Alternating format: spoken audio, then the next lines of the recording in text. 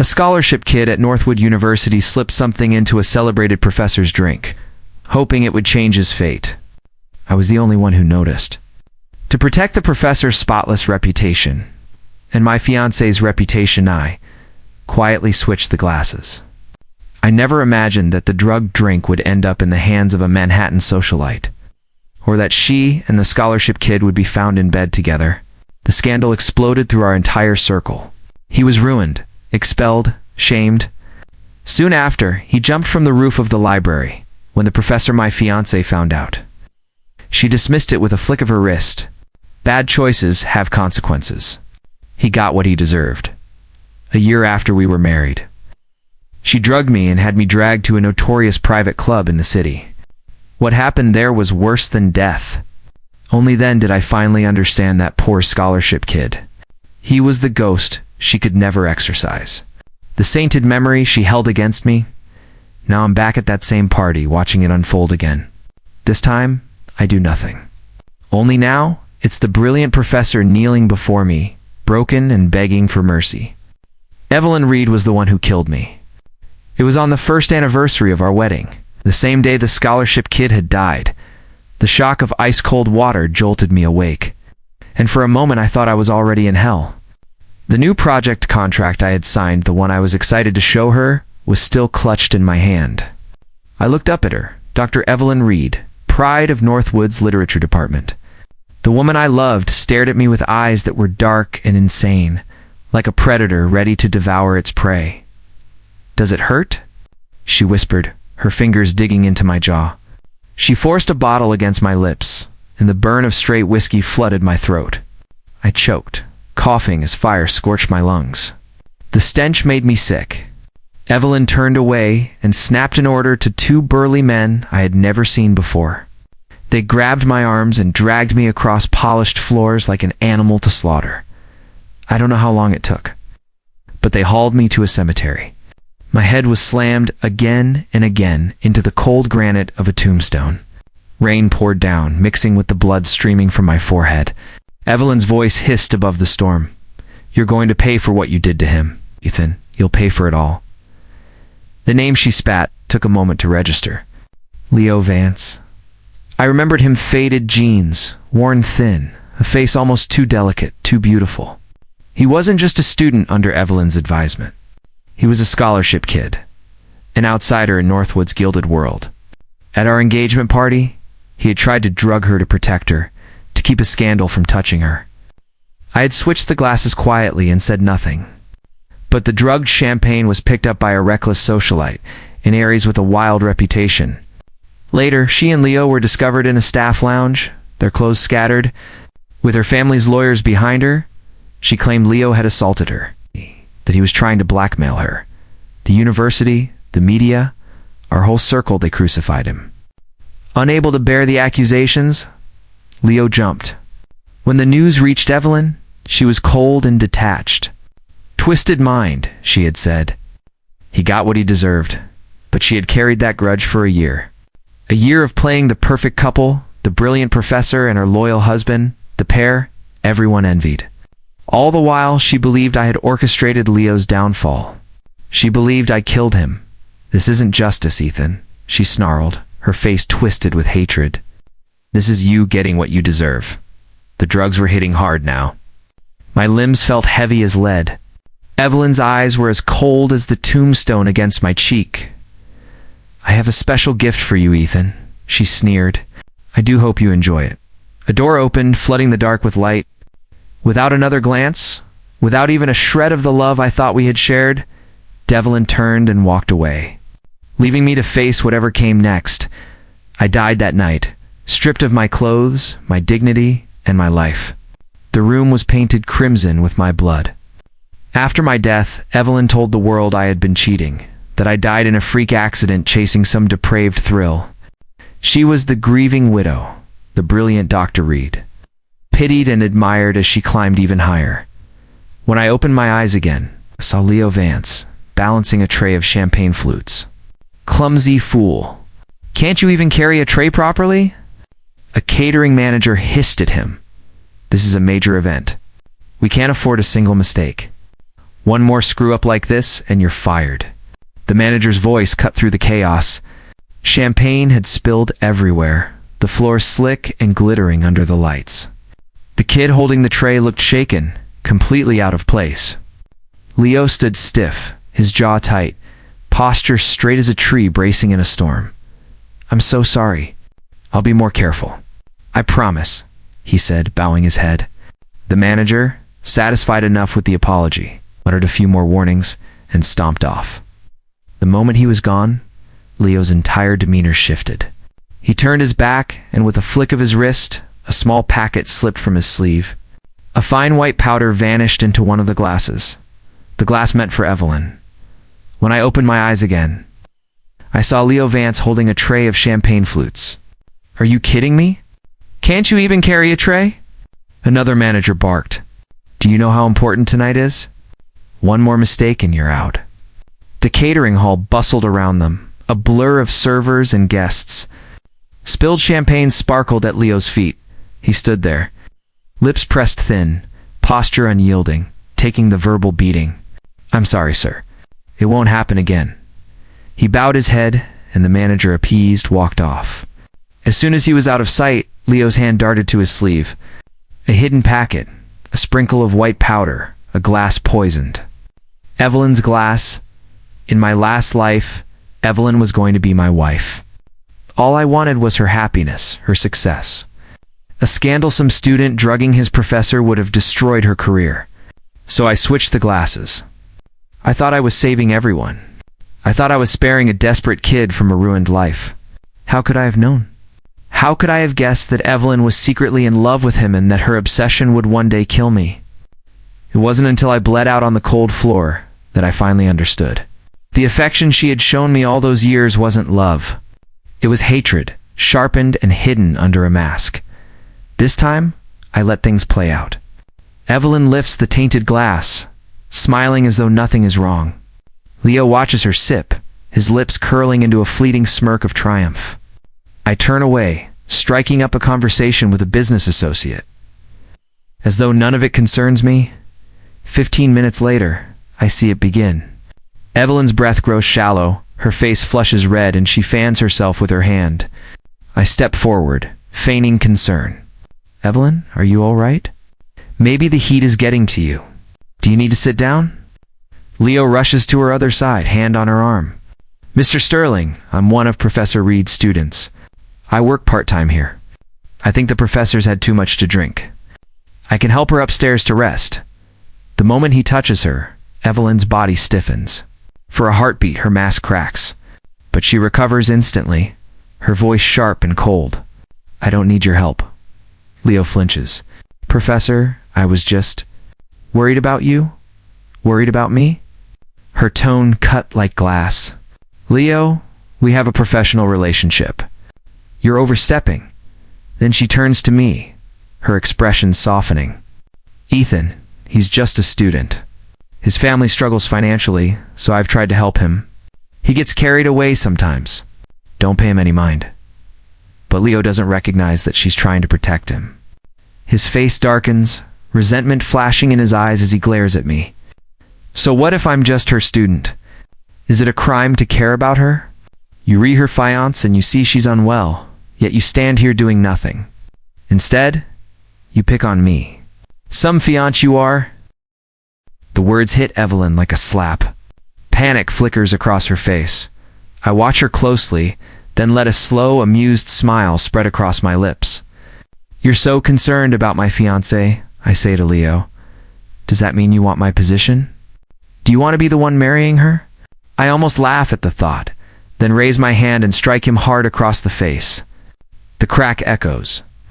Leo's pale skin blooms with a red handprint, swelling instantly. Evelyn flinches, her pain flashing, not for me, but for him. She hides it quickly, taking my hand. "Ethan, darling, did you hurt your hand? Why waste your strength on some broke kid who hasn't even graduated yet?" Then she turns on Leo, her tone sharp. "Get out. Can't you see you're upsetting my fiancé?" Leo clutches his cheek, his eyes blazing with hatred. "You hit me because you're her fiancé. Because you're the heir to Sterling Industries. You think that gives you the right? Why does someone as incredible as Professor Reed have to marry someone she doesn't even love? You're trapping her. Last time, because I switched the glasses, I never heard this ridiculous little speech. Now, I watch Evelyn's face flicker fear, anger, desperation, struggling to hold everything together. Leo, don't you know your place? Who are you to speak to my fiancé like that? You're off the research project tomorrow. Go home and think about what you've done. Evelyn ended her outburst and instantly turned to me, reaching for my arm with a placating smile. But this time, I didn't let her touch me. The very thought made me sick. I stepped back, wearing a mask of generosity. It's our engagement party, Evelyn. We should all be happy. Let the kids share in our good fortune. Then I turned to Leo. Tomorrow's research presentation is a huge step for American scholarship in this field. It would be a major loss for him to miss it. So, as punishment, Leo, you'll take Miss Reed upstairs to rest. You're a server, you should know how to take care of someone, right? The jealousy drained from Leo's eyes, replaced with thinly veiled excitement. He lowered his head, hiding the triumphant smile creeping onto his lips. Of course, sir. I'll take good care of Professor Reed. You can trust me not to neglect her the way some people do, Evelyn. Already dazed, stopped resisting and leaned fully against him. I watched them walk toward the elevators, a cold smirk tugging at my mouth. Leo didn't take her to a lounge. He was clever. He chose a hidden staff locker room in a quiet corner of the hotel where no guest would think to look. I followed silently, my steps muffled by the carpet. As I neared, Evelyn's furious voice broke through the door. Leo, you drugged me. How could you? I'm your professor. His reply was soft, almost coaxing. I've loved you for years, Professor. And you love me too, don't you? Why keep pushing me away? Is it because I'm just a poor student? Because Ethan Sterling is some rich heir? I scoffed to myself. I had built my first company while he was still in high school. Evelyn's angry protests weakened, her voice dissolving into softer, indistinct sounds. Without a word, I slipped away, jamming the lock behind me so no one could disturb them. Back at the party, I mingled casually as if nothing had happened. I watched the second hand of my watch tick by, my smile cruel and patient. Soon, Evelyn's mother, Eleanor, approached, her face tight with annoyance. Ethan, darling, I haven't seen Evelyn for a while. Do you know where she went? It's not safe for a young woman to be off alone. Why aren't you keeping a closer eye on her? We weren't even married yet, and she was already pulling the overbearing mother-in-law act. I swallowed my contempt and kept my expression pleasant. Evelyn isn't much of a drinker, Eleanor. She had a couple of glasses and felt dizzy. I asked one of the servers to help her to a lounge. And you just let her get drunk? Eleanor's hand clamped onto my arm, her grip surprisingly strong. Ethan, I don't mean to criticize, but you're not acting like a proper fiancé tonight. If it were anyone else, I would never allow my Evelyn to marry him. It was the same as before. No matter what happened, they chipped away at me, made me feel worthless, convinced me to hand over control of my assets just for scraps of affection. But this was our engagement party. I couldn't cause a scene. I bowed my head, playing the obedient part. You're right, Eleanor. I'm sorry. I'll go find her right now. I searched the ballroom, the guest lounges. Every corner of the first and second floors, nothing. Heart pounding, I rushed back. Mr. and Mrs. Reed, I said breathlessly, I can't find her. Evelyn is gone. My voice cut through the cheerful noise of the party like a knife. Panic rippled across their faces. Security was alerted. Guests joined the search. Finally, someone noticed the jammed door to the employee locker room. From inside came muffled sounds of intimacy, enough to make a few guests blush. I stormed forward, my outrage loud and deliberate. Who dares? A common server behaving like this during my engagement party. This insults me and the Reed family. Evelyn's father, face dark with fury, broke the door down. The scene inside froze everyone. Clothes scattered across the floor. My jaw clenched as I strode to the privacy screen, curious guests crowding behind me for a scandalous glimpse. There they were.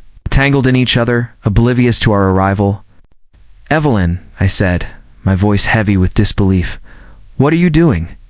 Her shriek tore through the room. She shoved Leo off, scrambling for a blanket to cover the bruises scattered across her neck and collarbone. Every guest present knew exactly what they were witnessing. "Leo, don't you know your place? Who are you to speak to my fiancé like that? You're off the research project tomorrow. Go home and think about what you've done," Evelyn finished, then turned to me with a placating smile and reached for my arm. This time I stepped back. The idea of her touching me made my skin crawl. I put on an act of generosity. "It's our engagement party, Evelyn. We should all be happy. Let the staff share in our good fortune." Then I faced. "Leo, tomorrow's research presentation is an important step for the field. It would be a big loss if you missed it. As punishment, Leo, take Professor Reed upstairs to rest. You're a server care for her, won't you?" The envy in Leo's eyes melted into a thin, concealed glee. He bowed his head, trying to hide the smile tugging at his mouth. "Of course, sir. I'll take good care, Professor Reed. You can trust me, Evelyn." Already looking faint, stopped resisting and leaned against him. I watched them head for the elevators, a cold smirk playing at my lips. Sure enough, Leo led her to a small staff locker room, a tucked-away corner where no one from the party would think to look. I followed silently, and when I reached the door, I heard her furious voice. "Leo, you drugged me. How could you? I'm your professor," she cried. His response was a low, pleading murmur. "I've loved you for years, Professor. You love me too, don't you? Why do you push me away? Is it because I'm poor? Because Ethan Sterling is rich?" I scoffed. I had started my first company while he was still in high school. Evelyn's protests faded into softer sounds. I slipped away and jammed the lock behind me. Back at the party, I pretended nothing was wrong, circulating among guests with a cold, patient smile. Before long, Eleanor Reed approached, face tight with annoyance. "Ethan, darling, I haven't seen Evelyn for a while. Do you know where she is? It's not safe for a young woman to be off on her own. Why aren't you keeping a closer eye on her? We weren't even married yet, and she was already acting like a mother-in-law." I kept my tone pleasant. "She isn't a big drinker, Eleanor. She had a couple of glasses and felt dizzy." I asked a server to help her to a lounge. Eleanor's grip on my arm tightened. "Ethan, I don't mean to criticize, but you're not acting like a proper fiancé tonight. If it were anyone else, I wouldn't let my Evelyn marry him. It was the same old script chip away. Make me feel small, and I'd hand over control. This was our engagement party. I didn't want a scene. I bowed my head and played the part. You're right, Eleanor. I'll find her right now." I combed the ballroom, the lounges everywhere. She was nowhere. I rushed back to her parents. "Mr. and Mrs. Reed, I can't find her. Evelyn is gone." My announcement cut the party's cheer. Security was alerted. Guests began searching. Someone noticed the jammed door to the employee locker room. From inside came muffled, intimate sounds. A few guests blushed. I strode forward and loudly demanded, "Who would do this during my engagement party? This insults me and the Reed family." Her father, Livet, kicked the door in. The room revealed a mess clothes scattered, a tangle in the corner. I pushed toward the privacy screen as a crowd pressed in behind me for a scandalous peek. There they were, entwined and unaware. "Evelyn," I said, voice hollow with disbelief. "What are you doing?" She screamed, shoved Leo off, and grabbed a blanket to hide the bruises along her neck and shoulders. Everyone in that room, seasoned socialites, knew exactly what they were seeing. Finally, Ellen, unable to watch her parents grovel, clenched her teeth. "Ethan Sterling, don't push it. If you have any guts, let's just cancel the engagement." A slow smile spread across my face. I turned to her father. "Mr. Reed, I've thought about it. Marriage is a serious commitment. Since you're all so insistent, I suppose I have no choice." Her father looked stunned, not expecting me to give in so easily. But I went on, my voice cold. "I want Evelyn Reed on her knees, apologizing to me." Double quotes. Mr. Reed spun toward his daughter and roared. "You heard him? Apologize? Evelyn knew exactly how much she stood to lose if she didn't marry me. But she still lived in that fantasy world where I was the old Ethan, her obedient puppy. She never imagined I would demand her humiliation. She hesitated, but her father's bodyguards forced her down. "Ethan, I was wrong," she muttered through clenched teeth. I was careless and fell for Leo's scheme. I failed to control myself. Then she leaned closer and whispered so only I could hear, "I'm warning you. Come after me if you want, but leave Leo out of this." I looked at her with pure contempt. I remembered my past life, how she had forced me to smash my head against Leo's tombstone. A few days later, Leo Vance came to find me. He looked pale and fragile, like the wind might knock him over. He already looked like a victim before saying a word. "Mr. Sterling, everything is my fault. Please don't take it out on Professor Reed. I was the one with twisted intentions. I deserve punishment, but don't let this come between you and her." Before I could respond, an unwelcome voice cut in. "Ethan Sterling, are you still harassing him?" Evelyn stormed into my office, planting herself in front of Leo as though I were a monster. "If I hadn't found him today, who knows what you would have done. Don't think I don't know what you've been up to." Behind her, where she couldn't see, Leo gave me a smug, provoking look. I was done arguing. In Evelyn's eyes, I was the villain, and Leo was the innocent she needed to protect. There was no point after that. She became determined to break the engagement, even threatening to harm herself if her parents refused. In the end, her mother knelt before her father, begging him to relent. Defeated, he agreed. When Evelyn came to my office to officially end things, she held her head high. Smug. "See, in the end, I'm the one dumping you." I stayed silent. To her, my quietness must have looked like heartbreak. "What are you staring at? That pathetic, wounded look of yours is what I despise most. I could never be with someone as cruel and manipulative as you. It's like you were born just to ruin Leo Vance's life." "Miss Reed, you misunderstand," I said coolly, eyes still on my documents. "I have no feelings for you." Her confidence cracked instantly. "How is that possible? If you didn't love me, why did you always help me when my research hit a dead end? I helped many researchers. You just happened to be my fiancé, and I had resources. It was a transaction. Nothing more." She lunged at me like a wildcat, but I easily stepped aside. After one last ugly scene, the engagement was officially over. The moment it ended, Evelyn ran straight to Leo. Soon they were everywhere together. Labs. Faculty mixers flaunting their relationship without shame. When her father heard, he threatened to disown her. Evelyn didn't flinch. "Fine. Disown me. I was just your tool to gain favor with powerful families anyway. I'll do better without you." When that reached me, I laughed out loud. What a fool. Without her family's money and influence, what could a fraud like her achieve? And yet, 6 months later, Leo had somehow charmed her parents into accepting him. On their wedding day, they co-published a paper hailed as a breakthrough that solved a problem stumping scholars for years. The next day, Evelyn came to my office, glowing with triumph, Leo in tow. She tilted her chin arrogantly. "Ethan Sterling, regret not marrying me now. You could have shared this glory, but you had to be difficult." I smiled faintly. "Regret, Miss Reed? Or should I say Mrs. Vance? You canceled the engagement, not me. Why are you here now? Are you the one regretting?" Leo finally spoke, voice gentle. "Mr. Sterling, please don't be angry. Even if you and Evelyn weren't meant to marry, you can still be friends.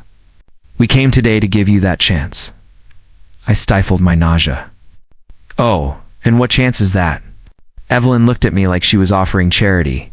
"You know how important our new research is. We need more funding to continue. If you're willing to invest, I suppose I could bring myself to be friends with you." I laughed coldly. "Is that how you ask for help? And you honestly think I want to be your friend?" Her face twisted with fury. "You really think you're the only one who can fund us?" "Ethan Sterling, I'm giving you a chance." "Don't be a fool," Leo chimed in, always her loyal cheerleader. "She's right, Mr. Sterling. If you miss this opportunity, you'll regret it for the rest of your life. How many people in the world are like Evelyn? You should cherish this." I'd heard enough. My voice dropped. I'm not interested. Show them out. Evelyn and Leo were escorted from my office. As she left, Evelyn shot me a look of pure venom over her shoulder. I just smiled. Their good days were numbered. What Evelyn didn't know was that ever since our engagement party, I had used my knowledge of the past to track down and support a true scientific genius. Dr. Maya Jensen, why are you helping me? We've never even met, Maya had asked when I first approached her. Her sharp eyes wary. Because we have a common enemy of Ellen Reed. I know she's been exploiting your work for years. Work with me, and I'll give you the resources to destroy her reputation. I laid out my proposal. Slowly, a smile spread across her face. All right, Mr. Sterling. It's a pleasure doing business with you. In my past life, if Evelyn hadn't been so ruthless in stealing credit, Maya would have been a star years earlier. The groundbreaking paper Evelyn and Leo just published was actually Maya's. After the scandal of our broken engagement, Evelyn had been desperate to prove herself. As I predicted, she had pressured Maya for her latest findings. And following my instructions, Maya had given them over. Evelyn, hungry for glory, rushed to publish. Let her enjoy her moment. Within a week, with a little push from my PR team, stories began surfacing online questioning her integrity. At first, no one believed them. But then the evidence mounted irrefutable proof of plagiarism. The final blow came when several of Evelyn's former graduate students went viral on Twitter, sharing how she had systematically exploited them and stolen their research. Now Evelyn Reed was a pariah. People hurled insults when they saw her in public. Thief, how dare you show your face? People like you are why our country is falling behind. You poison everything. In my past life, I had shielded her reputation.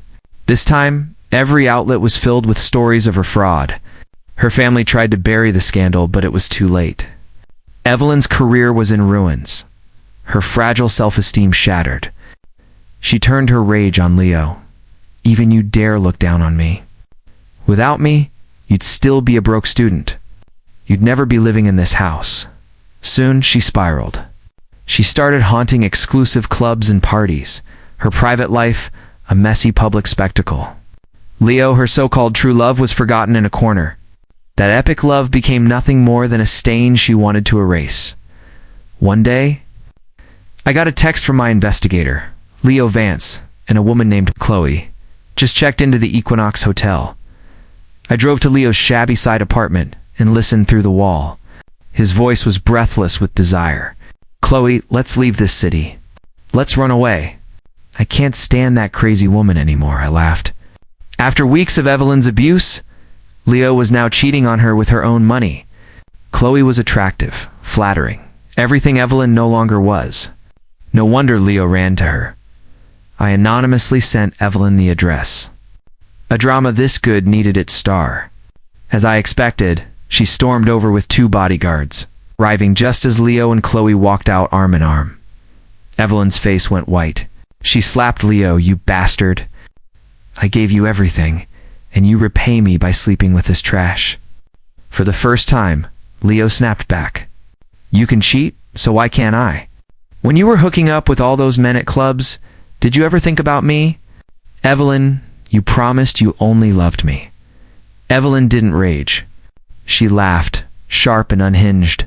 Don't forget you were the other man to begin with. You have no right to accuse me. I'm rich, I'm powerful, I can have any man I want. Did you really think you were special? Chloe, sensing danger, slipped away quietly. Leo froze. He had always believed Evelyn's love made them equals. Now he realized he was nothing but her pet. He dropped to his knees, sobbing. Evelyn, I'm sorry. We can go home. You can punish me however you want. Pathetic. I thought he might have some backbone. I turned and left the scene. Their so-called love had rotted into mutual disgust. Leo was dragged back like a prisoner. I wondered what the Evelyn of my past life would think of this outcome. In the end, Leo couldn't endure her torment. He escaped and came straight to me. I helped him set up a press conference. On camera, the bruises and scars covering his body were shocking. One by one, he described Evelyn's horrific abuses, how she'd locked him in a dark basement and tormented him daily. That was the end for her. With my help amplifying his story, Evelyn's reputation was destroyed. Soon after, the IRS opened investigations into her family's finances and uncovered years of tax evasion. They were forced to sell the mansion and move into a cramped apartment. Evelyn couldn't handle it. One day she showed up at my office a wreck, hair unwashed. Clothes rumpled, nothing like the immaculate professor I remembered. She knelt on the floor before me, voice a desperate whine.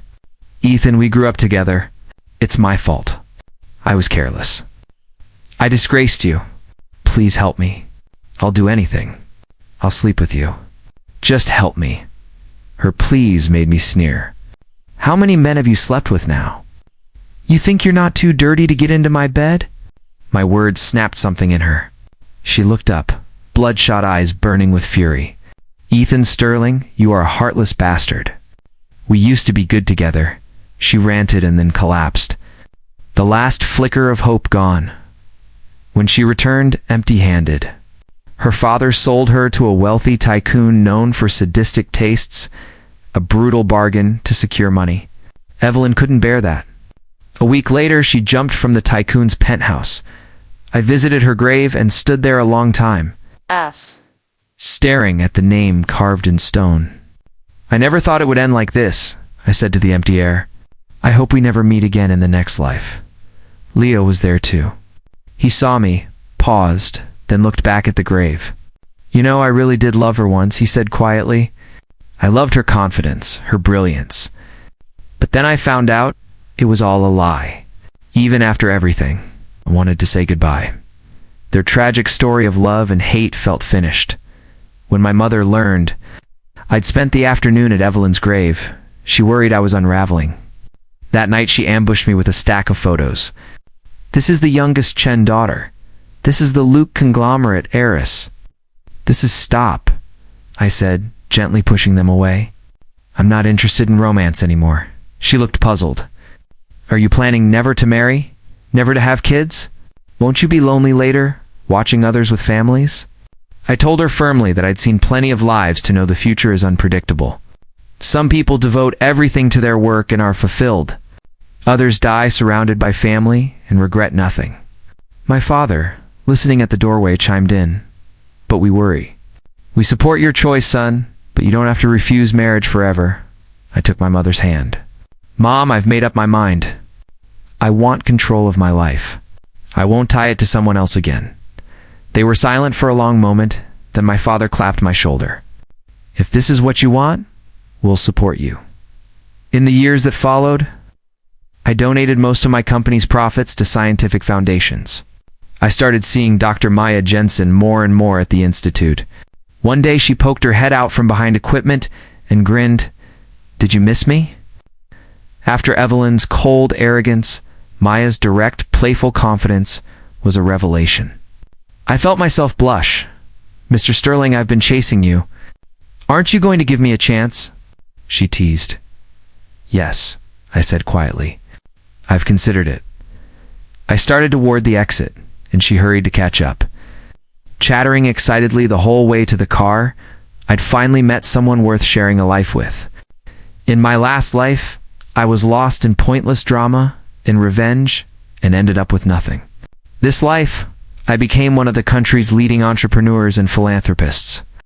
I'd been given a new life, and I wasn't wasting it.